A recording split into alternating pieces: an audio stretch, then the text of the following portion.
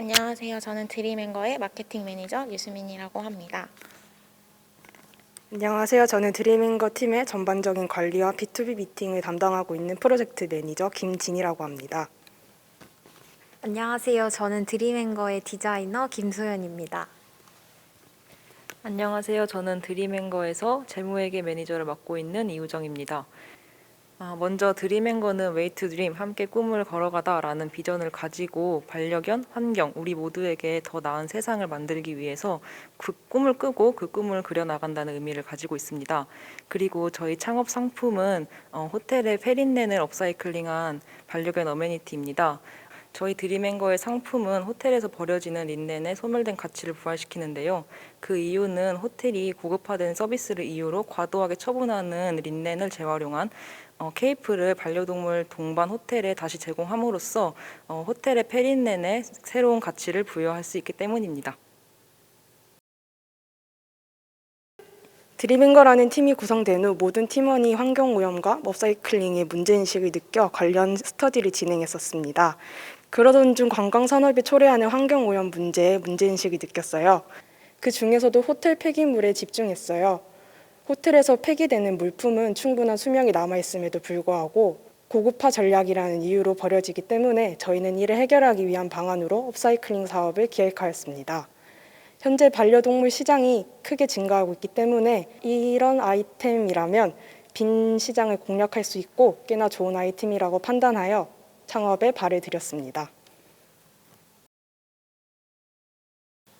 모든 창업은 맨 땅에서 헤딩으로 시작하잖아요. 그래서 제일 필요한 건 시드머니라고 생각했습니다. 아무리 좋은 아이템이라 하더라도 그걸 디벨롭할 수 있는 돈이 없다면 아무런 소용이 없거든요. 그래서 저희는 눈에 보이는 모든 지원 사업에 지원하였습니다. 국가사업, 벤처사업, 캠퍼스타운 사업 등 많은 곳에 지원을 했고 합격을 했습니다. 받은 지원금으로 어메니티 세트에 들어가 아이템 개발도 하고 드림앤거를 홍보할 수 있는 웹사이트도 만들고 상표권을 출원하는 등 드림앤거를 성장시킬 수 있도록 하였습니다. 또 다른 일화는 저희가 처음으로 납품할 때 발생했던 일인데요. 첫 납품이다 보니까 드림앤거 팀원들이 밤낮으로 회의도 하고 프린팅과 봉제업체에 계속 연락하면서 열심히 제품을 만들었어요.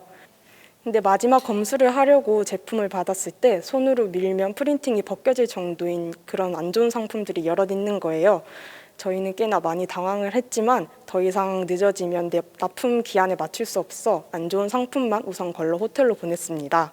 그 뒤 긴급 회의를 열어 문제 원인을 파악했어요. 프린팅 방식이 특정 온도가 넘어가면 손으로 밀릴 수가 있는데 그 특정 온도로 넘어간 열로 다림질을 해서 발생한 문제였습니다. 처음에는 제작업체 모두가 본인의 탓이 아니라고 더 멘붕이 왔었어요. 하지만 계속 제작업체에 컨택하면서 저희의 문제 상황을 공유했고 이야기를 하면서 풀어나갔습니다. 어떤 일이든지 서로 소통하는 것이 제일 중요하다고 생각해요. 소통만 잘한다면 뭐든지 극복할 수 있다고 생각합니다. 저는 아주 어렸을 때부터 강아지들과 함께 크면서 살아왔기 때문에 반려견과 함께 호텔뿐만 아니라 카페나 여러 시설들을 이용하는 것이 매우 익숙한데요. 옛날과 비교해서 강아지를 키우며 가장 많이 변화했다고 생각하는 점은 과거에 비해 사람들이 동물들을 대하고 생각하는 의식이 점차 성장함에 따라서 사람들이 사용하는 공간을 반려견과 함께 공유할 수 있게 된 점입니다. 그런 시설들에서 보통 강아지를 손님으로 대접한다기보다는 어떤 행동은 하지 말아주세요 혹은 어떤 크기 이상의 강아지는 출입이 불가능합니다.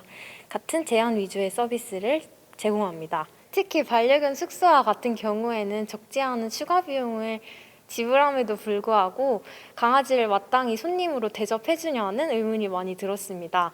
사랑하는 반려견과 추억을 쌓기 위해서 찾아갔는데 내가 지불한 비용 대비 충분한 서비스를 받고 있는가?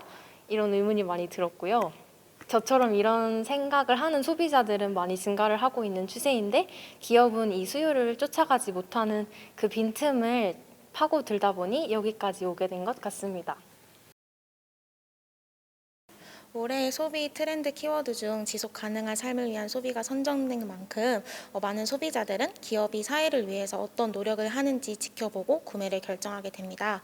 따라서 저희 드림앤거도 이에 발을 맞추어서 기존의 기업이 이익만을 추구하는 방식이었다면 그것을 벗어나서 사회적이고 환경적인 가치를 창출하는 동시에 고객의 효용성도 증대할 수 있는 ESG 경영을 창업 타깃으로 끌고 오게 되었습니다. 숙명여대 창업팀과 캠퍼스타운의 지원 사업에 참여하여 받은 지원금을 통해서 드림앤거의 B2B 사업 확장에 발판을 마련할 수 있었고, 그리고 캠퍼스타운 멘토링에 참여하여서 드림앤거의 팀원들의 강점을 이해할 수 있었습니다. 또한 크로스청파 사무실에 입주하여서 호텔에서 받은 페린넨을 보관하고 연구할 수 있는 공간을 마련할 수 있었습니다. 현재는 버려지는 호텔의 폐린넨을 업사이클링하여 제품을 생산하고 있지만 앞으로는 소재에 제한을 두지 않고 지구가 좋아할 만한 재료로 만들 수 있는 친환경적인 제품들을 더 제작해보고 또 그럴 예정입니다. 물론 무언가를 만들지 않는 게 사실 가장 친환경적인 행동이긴 하지만 그 단계로 나아가는 과도기에서 선한 영향력을 끼칠 수 있는 드림앤거로 성장하고 싶은 바람입니다. 최근에는 더 많은 기업이 ESG 경영에 참여할 수 있도록 B2B 사업을 확장하는 준비를 하고 있습니다. 창업을 머뭇거리는 가장 큰 이유는 내가 이걸 잘 할 수 있을까에서 오는 두려움인 것 같아요. 하지만 뭐든지 시작하기 전에는 두려운 게 당연하다고 생각합니다. 지금은 그게 창업일 뿐인 거고요. 원하는 결과가 나오지 않으면 어떤가요? 물론 결과 지향 중심 사회에서 실패의 영향이 얼마나 크게 다가올지는 잘 알고 있습니다. 하지만 그 틀 안에 갇히면 더 이상 나아갈 수가 없더라고요. 따라서 성공과 실패를 하나의 결과로 보지 말고 일련의 과정 중에 일어나는 해프닝이라고 생각하면 마음을 더 편하게 먹을 수 있을 것 같아요. 그 과정에서 배우고 느끼고 얻는 것은 무조건 존재하고 그걸 통해서 발전시킬 수 있으니까요. 일단은 도전해 보시길 바랍니다. 도전하지 않기에는 창업은 너무 매력적인 일이라고 생각해요. 응원하겠습니다. 파이팅!